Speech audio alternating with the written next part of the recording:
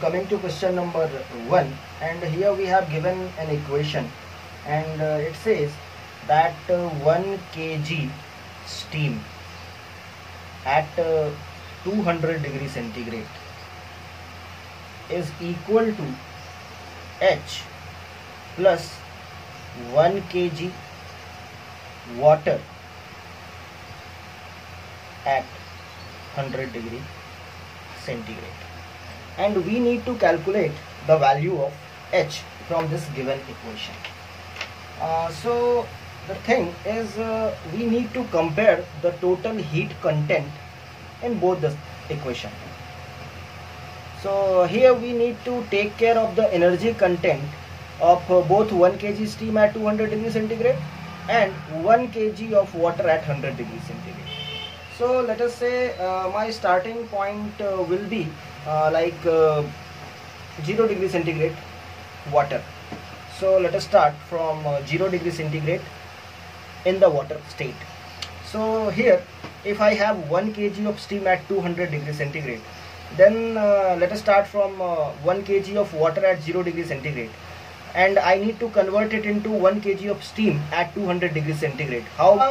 I'll say I'll start from 0 degree centigrade, and from 0 degree centigrade to 100 degree centigrade, I need to add the specific heat, which is mass.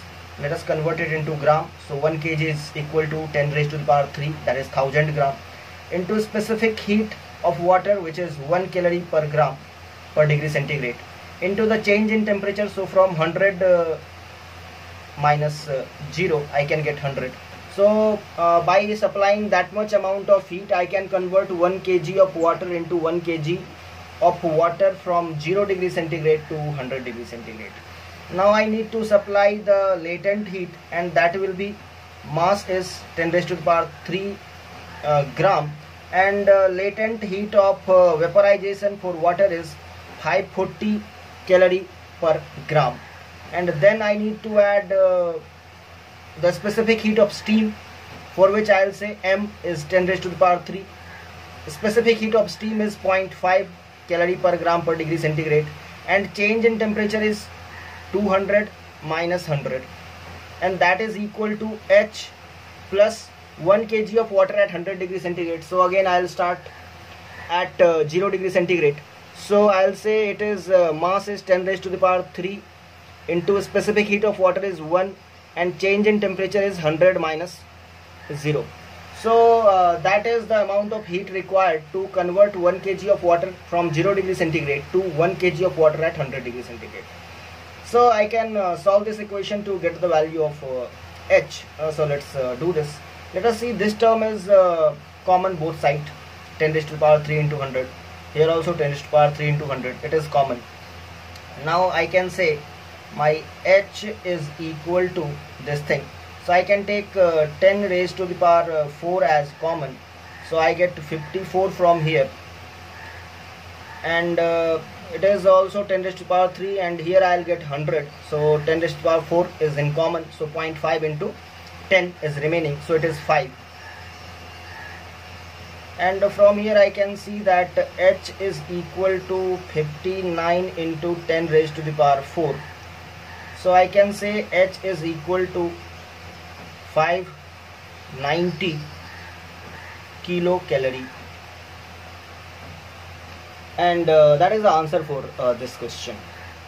So guys, now coming to question number 2, and it asks from what height should a piece of ice at 0 degree centigrade fall so that it melts completely. और ये भी बताया गया है कि only 1/4 of the heat produced is absorbed by the ice. तो इस question को करने के लिए हम लोग ये कंसिडर करेंगे कि लेट अस से h हाइट पे हमारा एक आइस लोकेटेड है, और ये यहाँ से फ्री फॉल कर रहा है. तो इसके पास जो पोटेंशियल एनर्जी है वो mgh है, और जब ये फॉल करेगा तो यही पोटेंशियल एनर्जी काइनेटिक एनर्जी में भी कन्वर्ट होगी, और साथ ही साथ हीट भी प्रोड्यूस होगा. सो जो हीट प्रोड्यूस होता है वो टोटल एनर्जी का 1/4 है.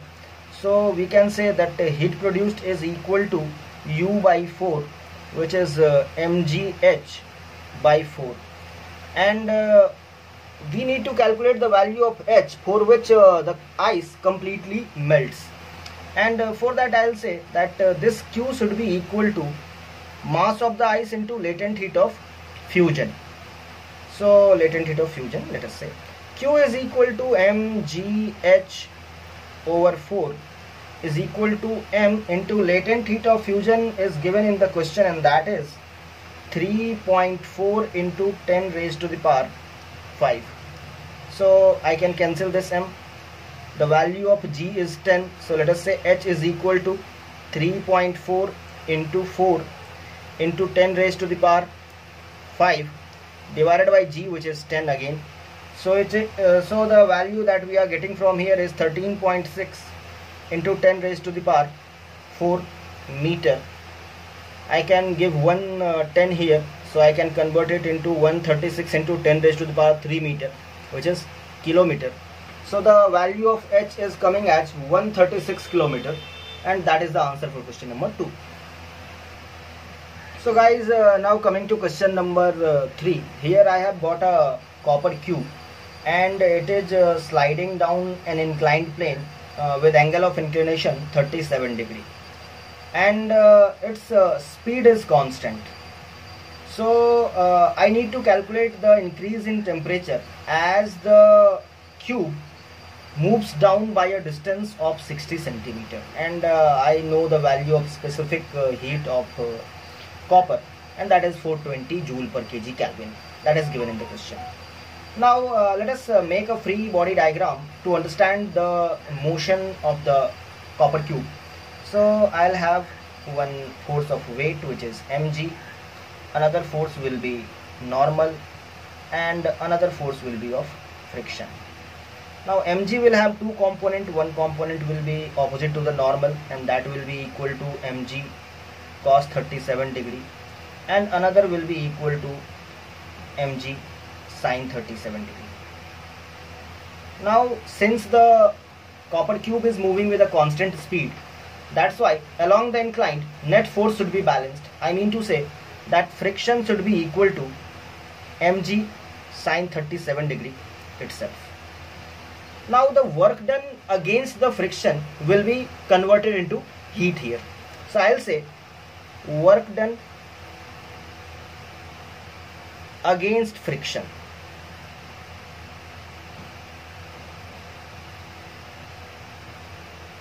that is equal to friction into displacement, and the direction is 180 degree, so the work done is negative, but we are interested in work done against friction, so we will just consider its magnitude. So I'll say F into D. F is mg sin 37 degree into displacement, let us say it is D.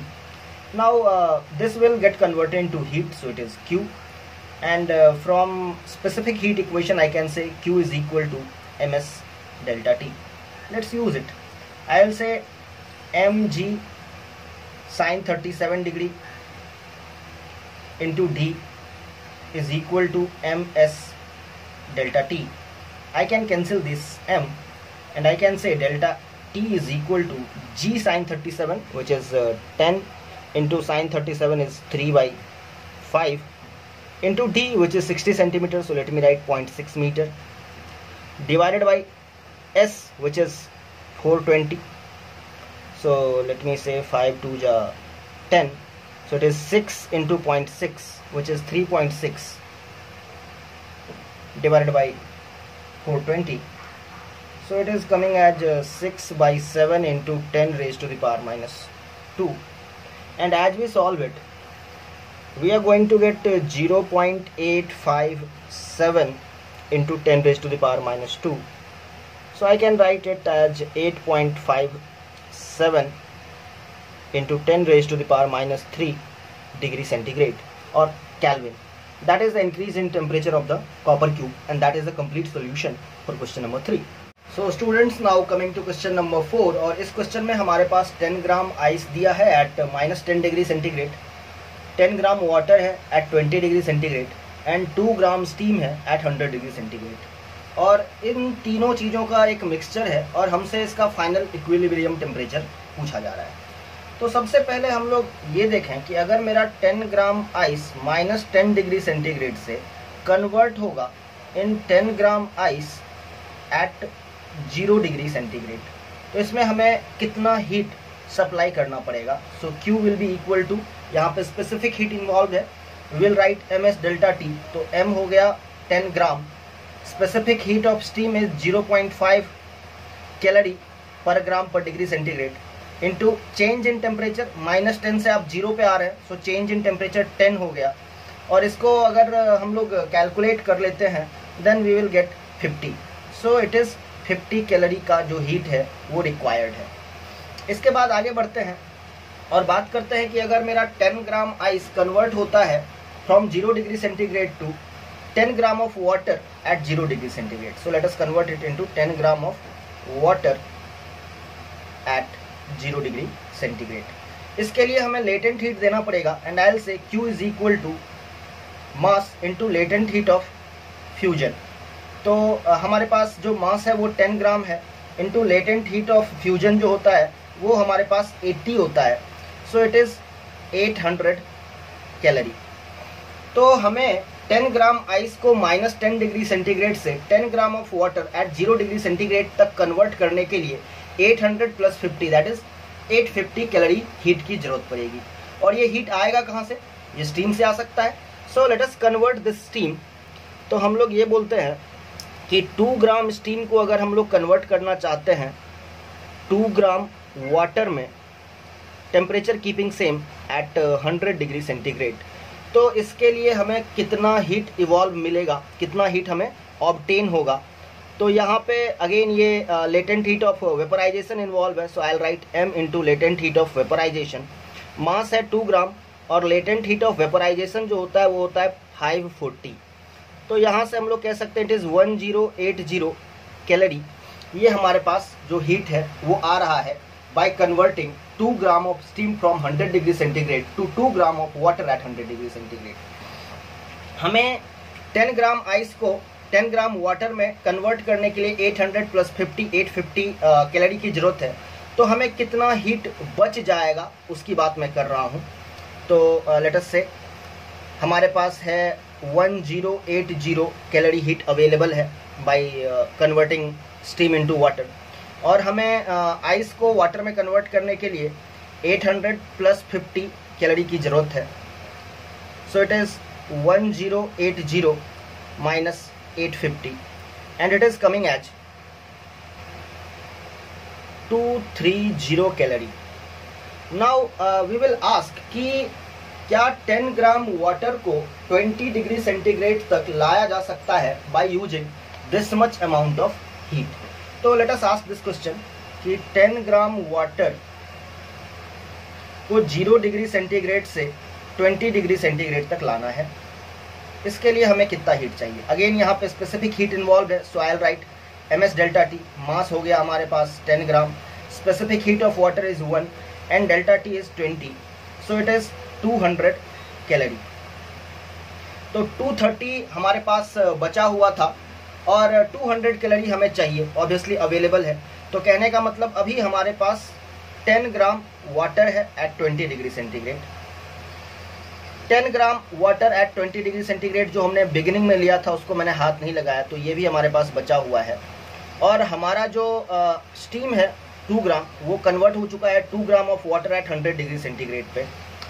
और हमारे पास कितना heat available है, तो it is 230 minus 200 that is 30 calorie का जो heat है अभी available है।